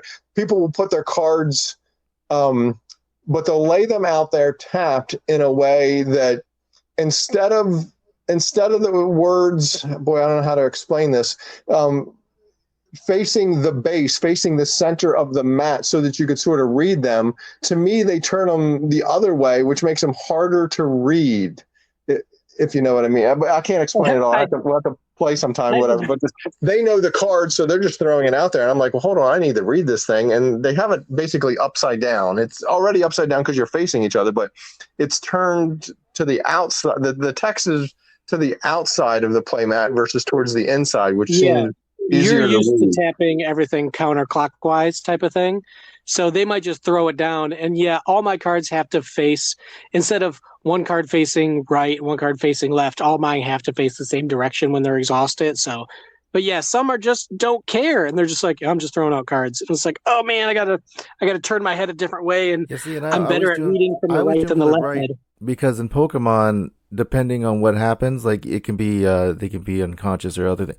You flip them upside down, or you do them to the left, or you do them to the right. So I always just do them to the right because, like, when they're yeah, because it depends. If you're playing Pokemon, depending on what condition, special conditions going on with your card, you can flip it upside down, or you flip it to the left, or do it to the right. Yeah, it's yeah. Oh, I do have an update regarding the you guys were wondering about the initiative rule. So I found the official tournament rules for Star Wars Unlimited. Oh, good. There's a note regarding initiative. At the beginning of the first game of a best-of-3 match, players determine who starts with the initiative randomly, as normal. For each game after the first, the player who lost the previous game chooses who starts with initiative. Oh, so there it is. Yeah. So that person screwed me over. When I play my cat, they're like, no, you have to take initiative. I'm like, okay, well, pass. That's what I did. I'm like, okay, pass. So, but by doing that, I passed, he played a card, I used my ability triggered, and he took initiative. So that screws it all up rather than me saying, no, you get the initiative. So if you pass, now I get to trigger my ability, or I get to steal it by taking initiative. So that dude was wrong. Okay, thank you for looking that up, Ricky. I was trying to look it up too, but I couldn't find it. So thank you. You talk about the people that know the cards. I've played against a couple of those, and I find that it's not a bad. It's just fascinating that I'm throwing this card down and I'm reading it and explaining it to them, and they're like, "Oh yeah, okay, I know what that one is." And it's just like, well, I'm doing this for myself too, so just slow your roll over there, tough. That there's so many cards and I don't know them that well, but I'm throwing down a whatever, and they're like, "Oh, okay, I know what that card does," and it's just. It's amazing to me that people have that mental acumen and just know all the cards and know things that well. They're just like, oh, okay, you're playing that, and what you're going to, but that comes with the experience in playing it. I have I don't even think I have 50 games under my belt yet. That will come with time as you play more and you see these cards and you see the mechanics and you see there's a new mechanic in the Legends of the Force called Hidden. Yes. What's that? So that's when the card comes out. It's an interesting ability. It's when played, this card can't be attached unless it has Sentinel, but none of them have Sentinel, so it has to be assigned. It's like a side thing, but it's mainly when the card is played, it can't be attacked. And people have realized that's a good card for cards that have low health. Remember, it can't be attacked, but it can be dealt damage or be given -2, there's a whole bunch of other things to it. So if you play like a strong card and it's a good card, but it has low health, like maybe 3 attack, 1 health, and you're like, okay, well, I'll just kill it. But it has Hidden, you can't attack it till the next round. So yeah, you might get damage on your base, but at least you get to start off with the card next time. I think Shin Hati is the main one, and the third sister as a leader has it, but Shin Hati is the one I've seen actually interplay, from the Ahsoka series. She's a 4/2, I want to say shielded 3 cost with Hidden. So you play a card with 3 resources, it can't be attacked, and it's shielded. So when you get into the next round, you still have a 4 attack and you still have a shielded unit, and that's pretty strong. So that's kind of nice. But so Hidden is an interesting trick. So I'm hoping at some point they're going to start going back to some of the old things. Like they've never released another Smuggle set since set 2 or 3. They've never had Smuggle. This was obviously the first one for Hidden. They haven't released any more pilots except for Jump to Lightspeed is the only one with pilots. So some people are like, please release more Rebels, release more Smuggle cards, like recycle some of the things, because some of these sets are based entirely around some weird aspect, like tokens, create a token. The game makers, don't they have the advantage of Magic and all the history of Magic and even Pokemon and whatever? understand that and know they need to have something for the next set and the next set and the next set or whatever, so that those things will come back or will be additive to that. They didn't want to blow it all at once and put it all out there at once kind of thing for that first set or whatever, because they need it to sort of grow or add this smuggle and then add hidden this set and add piloting that other set and then later another set's going to be sort of smuggle focused or whatever you want to say. That to me that seems they just have the advantage of how Magic grew, of how Pokemon grew, that they can learn from those things to be here's a way to write, because they have to be well planning into the future with regards to the next set and the next set, because they got to print these things up and how the gameplay works and all that. Because they're not making this up as they go for whatever set 6 is. When set 6 was to drop, they're going to have rotation, so they're going to rotate some of those cards out. So then you won't have any smuggle cards anymore. You won't have any ones that do all these other mechanics. Yeah. So the mechanics always rotate out. The same thing happens with Pokemon. Like they'll have like GX cards and for a while, and those ones got rotated out, and now they're back again. From what I understand. So like it might take years, hopefully the game still stays on like in 10 years, and Smuggle will come back eventually one day if it does get taken out, so that's always like a fun nostalgic way to bring people back to the game. Like, oh, I remember when I used to play bounties, when we don't do that anymore, but like they might in the future bring something like that back. Okay. And the last set before rotation starts, it comes out in November. It's called Secrets of Power. And they haven't announced any other future sets, so I'm hoping there's some big, whatever, Gen Con or whatever card tournament that they start announcing. They said they've already designed the first 9, but they've only given the titles for the first 6, so hopefully they're planning obviously a lot more. So, but I'm thinking once rotation starts, they're going to have to start refilling those tokens. They're going to have to start refilling the smuggle. They're going to want to reintroduce a new Luke Skywalker because he's going to get banned, all that stuff. So that rotation is going to start soon, and it's going to knock out all the first 3 sets. So, yeah, it's funny, Ryan, because like I told you we used to buy Pokemon cards like all the time. Like I have tons, and we played it for years. And so like since this game came out, we stopped kind of buying Pokemon and stopped kind of playing. So like we went back and me and my daughter were looking like, okay, well we should start trying to play again. And she started playing, the TCG online. They have a really cool app for Pokemon. It's official and you can play. I wish they would do something like that in the future for Star Wars Unlimited. But yeah, all the cards that we were used to playing, they're all done now, so we can't play with them anymore. Oh, really? It rotated out? Yeah, it rotated out. They go by like a number, alphabet system now. The past couple of years, so anything like F through after is or H through after is legal now. Anything before H is like banned, or not banned, but like rotated out. So yeah, they'll probably start doing something like that.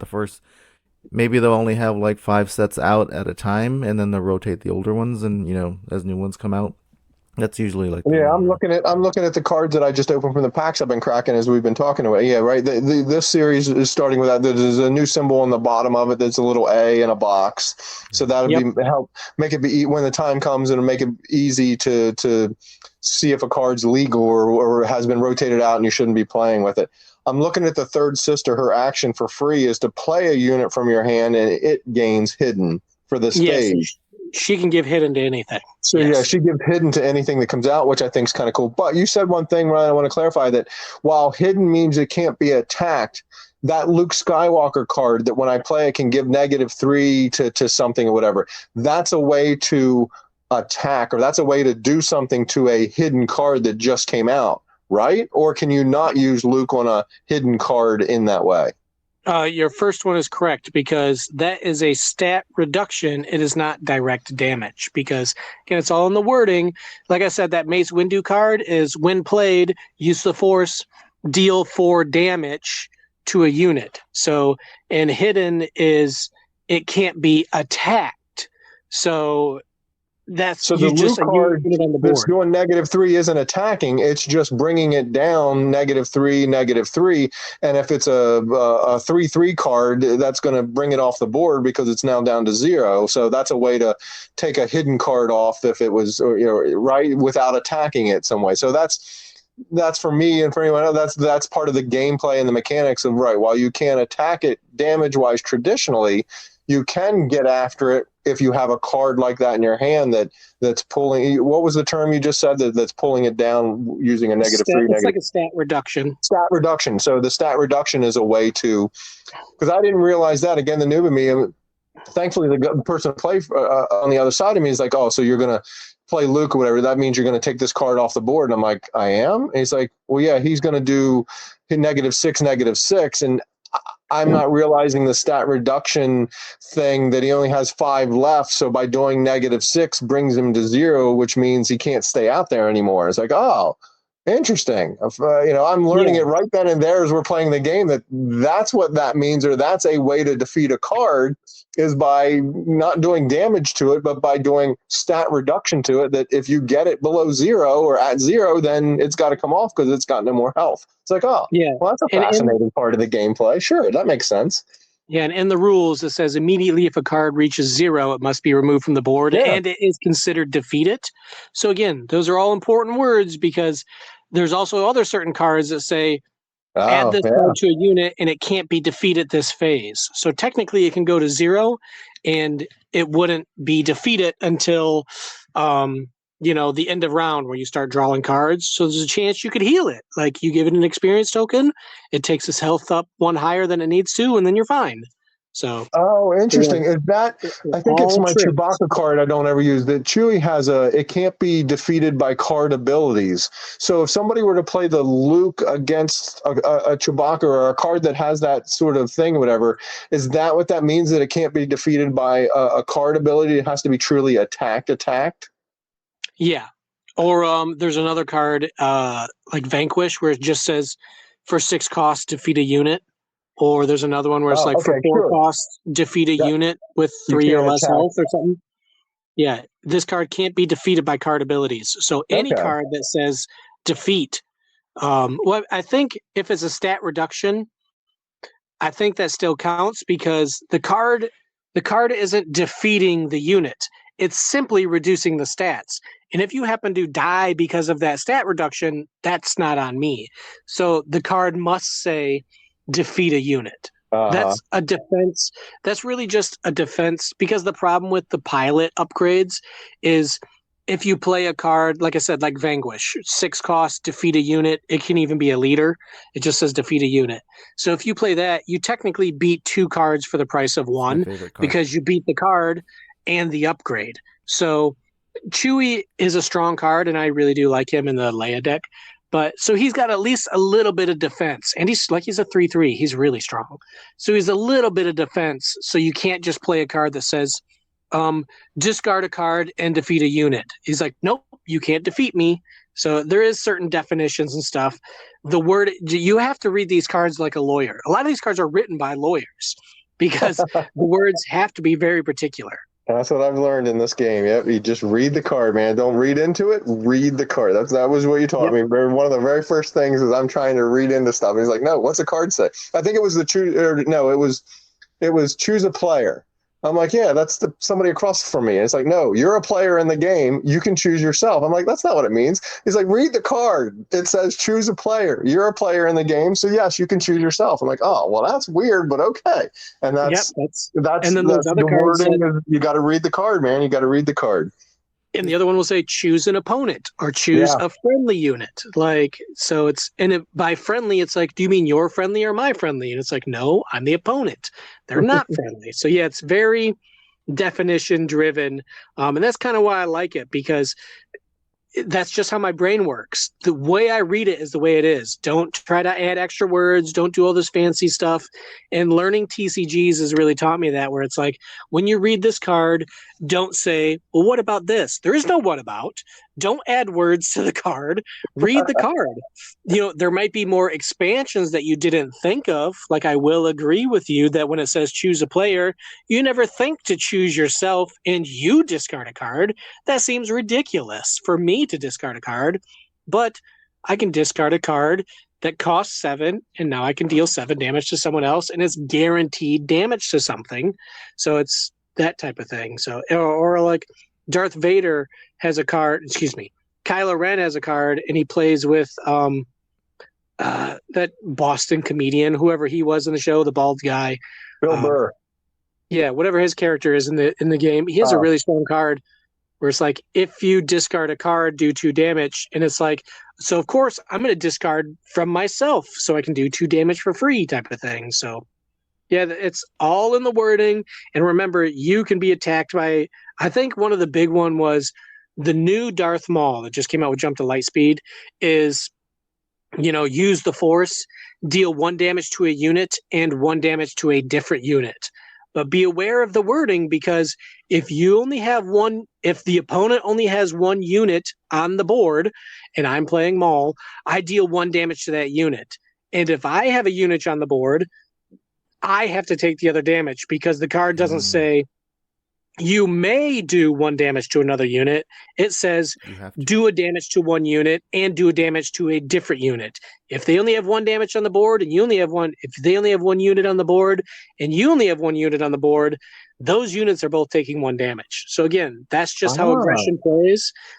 Aggression's willing to hurt its own opponent just for more damage. So I'm tracking with you. Yeah, no, that makes sense because the way the card reads is deal damage to a unit and another one. And if there's not another one for your opponent, you have to do one of your own if it exists. So yeah, it's all about reading the card. So what do you do if you don't I have cracked another pack and pulled another legendary. And I'm hoping this is a High Republic person, or is it defeating my whole all these things are real thing? A Sin Dralig, a Jedi, Force using Jedi, esteemed Blade Master. He's a legendary. 8 cost. Yeah, 8 cost. Is that? Am I saying it right? Or how would you say Cin is his first name? So that's got to be Sin. And then Drallig, Dralig. Is that from the books? I've never even heard of this character, Okay. but I'll move to that. I'll move to that in a second to answer Ricky's question. That was if I don't have it's do as much as you can on the card. So if you're physically impossible, like the card's telling you to do 2 different damage to 2 different units. It's not saying you may, it's telling you you must. But you just do as much as you can in order. So you deal 1 damage to a unit, my opponent. Deal 1 damage to another unit. There's no other units on the entire board. Let's say they defeated it or you just didn't play one. Then the word is just ignored. So just goes to your question, Ricky. But you said you can't. Yeah, do everything you can. You must do, or if it says may, unless you can't. But that doesn't mean you can't play the card. You just do as much as you can. But you said, Ricky, that you've heard of this character because I have. And you guys both lose points, and you guys both lose Trevor Suit. He's the guy from. I think they showed him on. I'm getting confused. Mandalorian? No, was it Mandalorian? The one that he's the guy that was played by. He's the long ponytail blonde dude. He does have a ponytail, yeah. Yeah, he was the temple guard, but he was in the prequels. He was one of the Jedis that saved Grogu, I believe. Really, that random dude there? No, he was. Well, he's never mentioned by name on screen anywhere. Nick Gillard played him. I think he was in Clone Wars. Maybe I'm misremembering. But it's the first I've ever seen this name printed in any way, shape, or form. That's why. Yeah, he's in the movies. So, and he's in the visual guides and stuff. Yeah, he was played by the stunt coordinator guy in the movie. Mm-hmm. Yeah. That's the first I've seen the name. So anyway, it keeps holding to the an existing thing. And the other pack that opened had a rare Axe Woves in the rare slot or whatever, and a heavy blaster cannon rare hyperspace card. So yeah, having fun pulling packs here today. You had a double rare there, huh? Yep. So I must say, Axe Woves is really strong. I want to build a Gar Saxon deck just because of Axe Woves, and I've actually. Of the 3 boxes that I pulled, I think I only pulled, I pulled 2 of the Sindralig cards, and so I had to buy the other one. But luckily, he's not really popular, and he was like $2, so I bought him because I think it's a great ability. I mean, 8 cost is a lot, and being a 5/6 for 8 is not very good stats, but. When played, you may play a lightsaber upgrade from your hand for free on this unit if you do ready him. And there are lightsaber units that cost 3 and they give you like 4/3 type of thing. So, and to have an immediately readied like 9-10 unit for 8 cost is pretty dang good without having ambush. So I wanted a full 3 of this set. So I bought the other one to fill them out. And that, I'm happy with that. So I personally really like this Sindralic card. And to me, I'm probably going to put him in my Anakin deck. So I really like it because Anakin technically needs more late game plays. But I see the picture that you posted, Ricky, and yeah, his face looks absolutely familiar, the human form. So yeah, that's definitely him. Yeah, apparently he was in episode 3. I think he's like one of the background guys, but yeah, he gets killed. Yeah, so you can't expect us to know him. So well, he's in the video game too. So, and apparently this looks like he was from the Clone Wars too. So I don't remember him in Clone Wars. Yeah, but he dead no matter what. Yeah. Oh, I did post the link to the download link for the tournament rules, so you guys can have them. Yeah. So when you guys go to weekly play. So. Yeah, that's definitely good. So we appreciate that. No one cheats for you again and takes away your initiative. He did. He told me I had to take it. I don't think anyone cheated on me, but one of my cards in my deck or something gave me an experience token, and I only had it in my head that it was +1 in terms of the damage it could do, not +1/+1 in terms of it also gave it more health. And I'm pretty sure in a couple of my games, things came off the board because they were attacking it, and I was just looking at the card. Yeah. And it had a 3 health and an experience token or whatever was on it, but it was I was just thinking it did more damage and didn't also increase the health, and I took things off my board a little too fast or whatever. But that's on me. I've since learned that that experience token's a good thing because that's a +1/+1 and it's permanent. Like experience, like what Obi-Wan does is that's permanent experience, where there's some cards that it's like give it like Anakin. Yeah. Like I play with Anakin a lot, and just discard a card for the leader. Discard a card and give a unit +2/+0 for this phase type of thing. So it just raises its attack.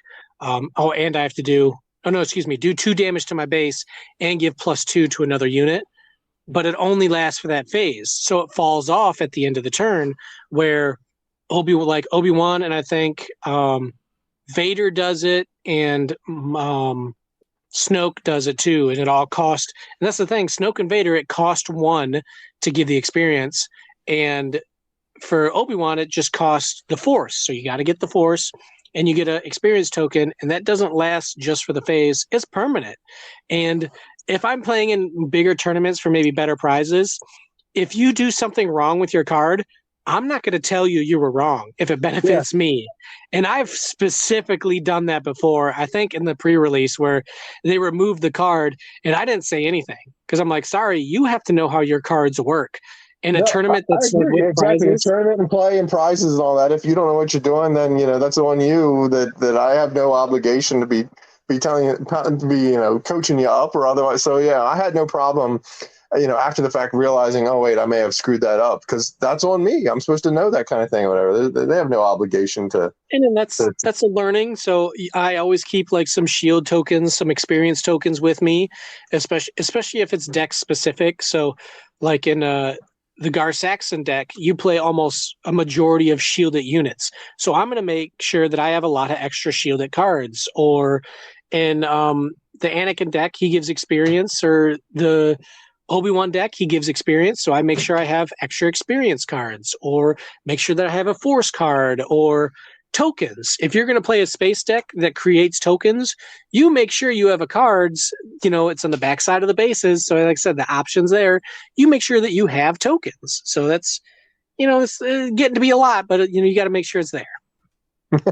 Well, yeah, there's a new token for every set, apparently, so...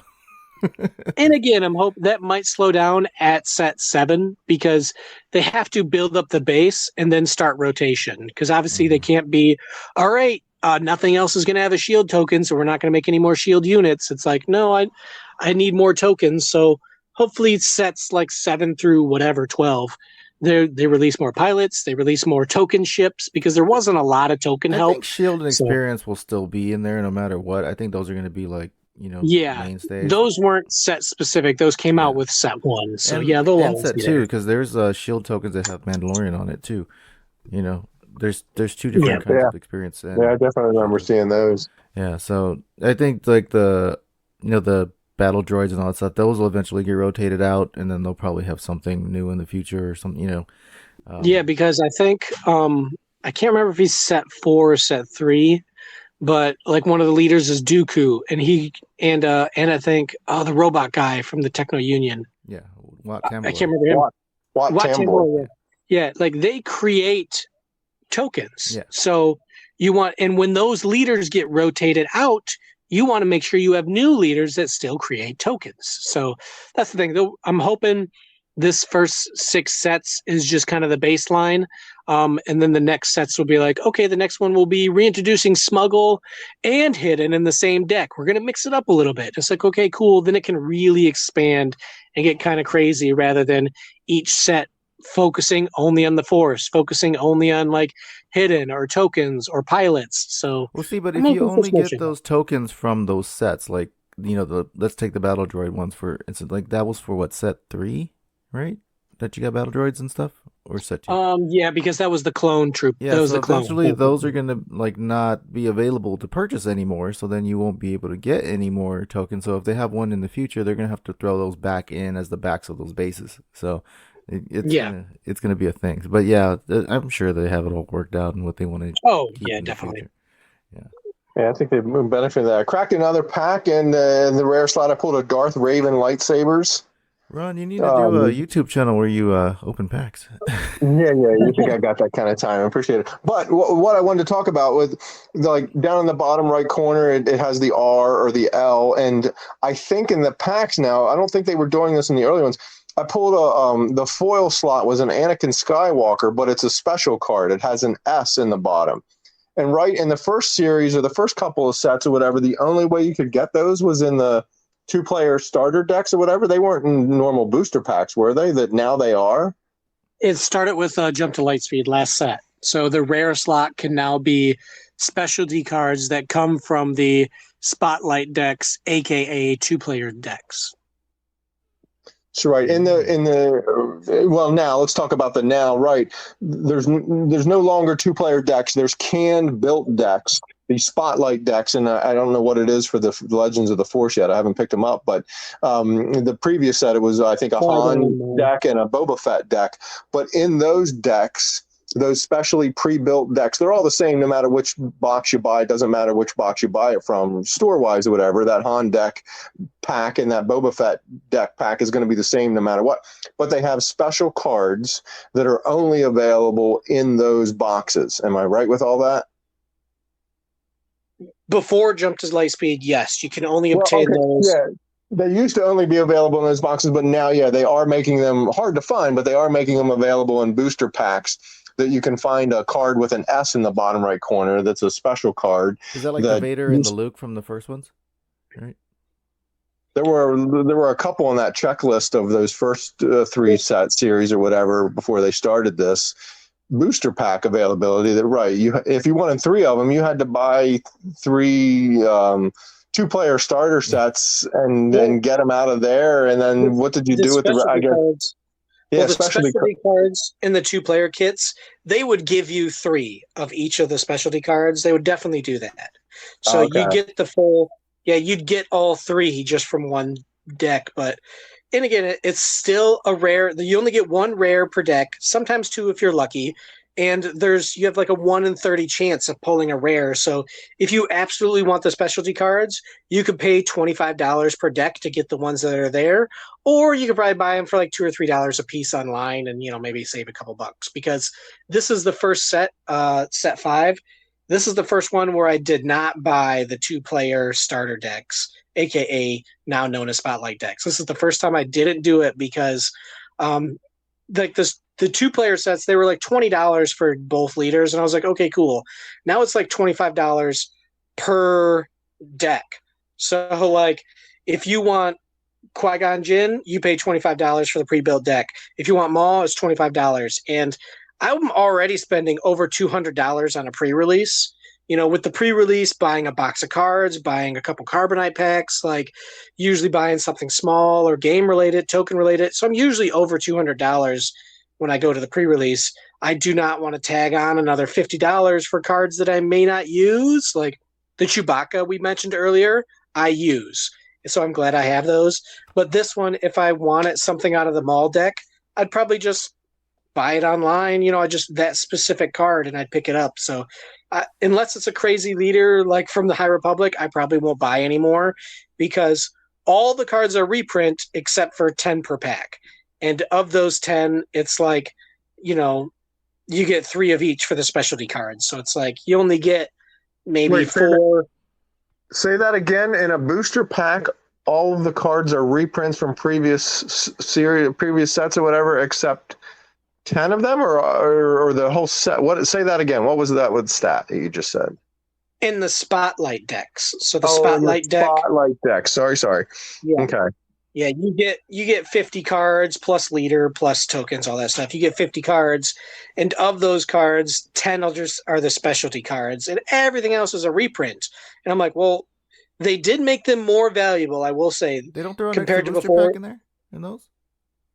Yeah, you get like a 3-pack Carbonites or something like that. It's a 3-pack of collector cards. So it's not the weekly play. It's like it's known as a mini Carbonite pack, pretty much. So you have a chance of getting more rare stuff. So it does come with something, yeah, and it comes with more rares. So yes, if this is going to be a deck that you build with cards that you want, then yeah, it will probably save money spending $25.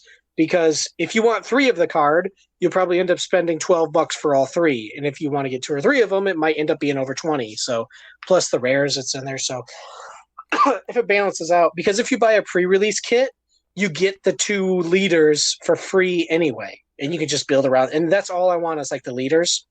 So I think I did want to buy some of the. I did buy 2 of the specialty cards. No, it wasn't Malakili because I wanted Malakili really bad, and he's not special.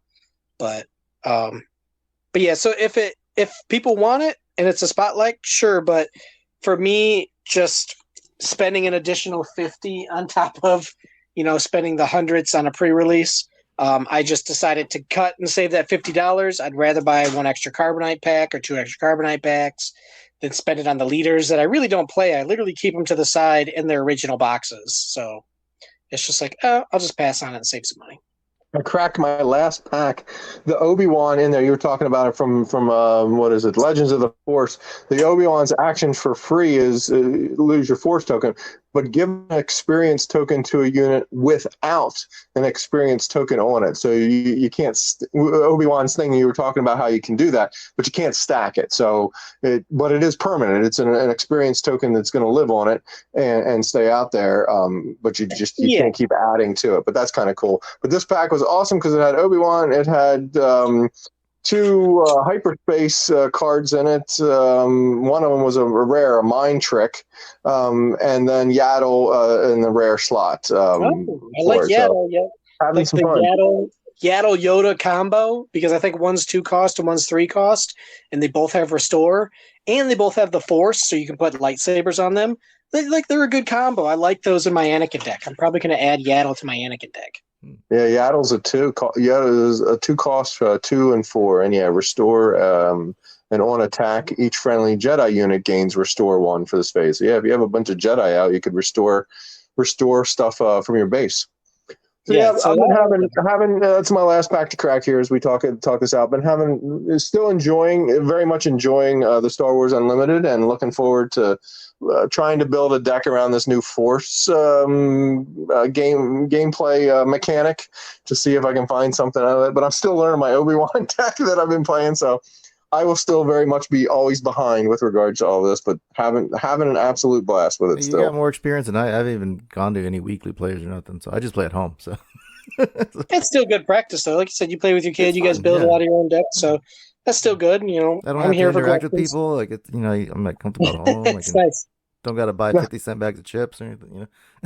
I don't mind that. You can play online, right? I haven't done that yet, but right, there's like 2 things: Force Table and Carabas. Yeah, there's ways to play online. If you get a deck, you have to pop it in there, whatever. But then you can play against. It's just to get some experience. I don't have that kind of time, and I don't know if I want to play that way. I kind of enjoy the interaction and we'll have to try to having somebody across from me. Playing on here, us against each other. We'll just try to set that up again. Well, so that's what was leading me to that. Is there a way to utilize those things to where we could, can we find each other on Carabast or Force Table, or are those online things, or is it always just a random pick somebody? But Force Table is like AI only. But Carabast I don't use because I don't really own a computer. Like I do everything on my phone, so I don't even really. My wife has a laptop, but she just uses it for writing and stuff. So I'm just like, yeah, I'm not gonna really use a computer for anything. I have a laptop, but the thing's 10 years old and slow as heck. So I don't know a lot about Parabots. I did put some of Ryan's decks. So that's something for us to get coached up on then. Yeah, I put some of Ryan's decks in Force Table, and then I was able to kind of virtually play against Ryan. Ryan as AI. Yeah, right. Huh. Oh, I cleared my cookies and I lost all my decks. So I was really mad at Force Table for that. So there's like I tried to new or something. Yeah, they switched over to a new site or something, and I was like, I thought I lost everything. But like, oh no, it's still there. Okay.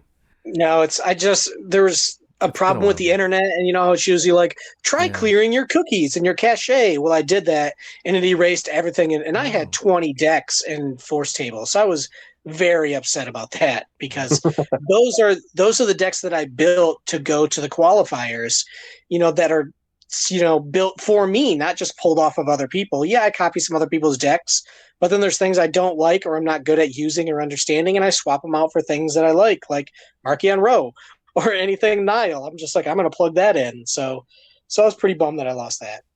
Well, yeah, it's been good. We gone over some of the new sets, and yeah, it's gonna keep going. Hopefully, in the future, these Galactic Championships seems like they're pretty. Yeah, it'd be interesting to see what shakes out of that and to hear some stuff. Whatever. I'm not a big fan of the meta and just people are seeing everybody's gonna just copy whatever won that thing or was strong, and that stuff's out there online, so everybody's just gonna be parroting that, and we'll see that. But that's apparently the nature of how these things work, regardless of what it is, right? That everybody just knows those and as building those and buying those cards and building those decks out. So yeah, because Pokemon got to the point where like they actually sell the tournament decks that people win with, and they actually really they sell the meta decks. Yeah. Ew. Yeah.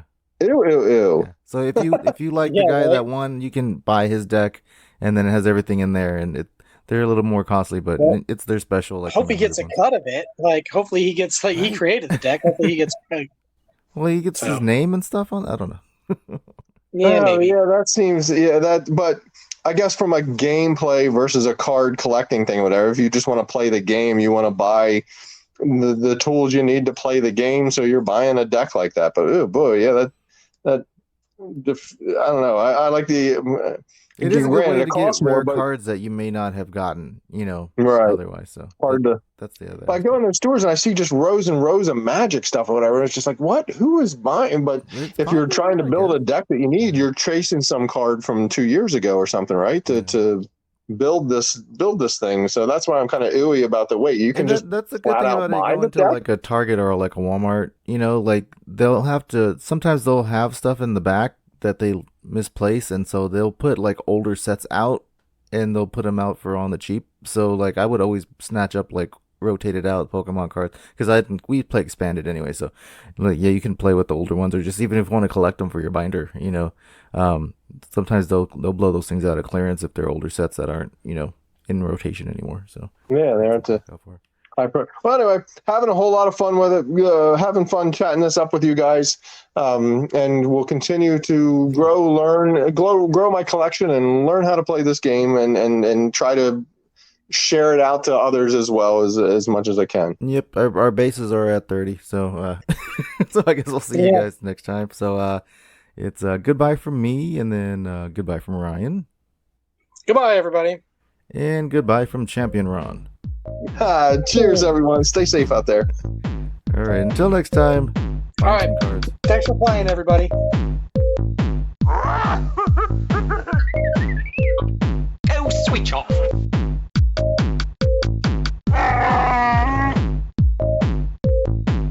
I am the Senate.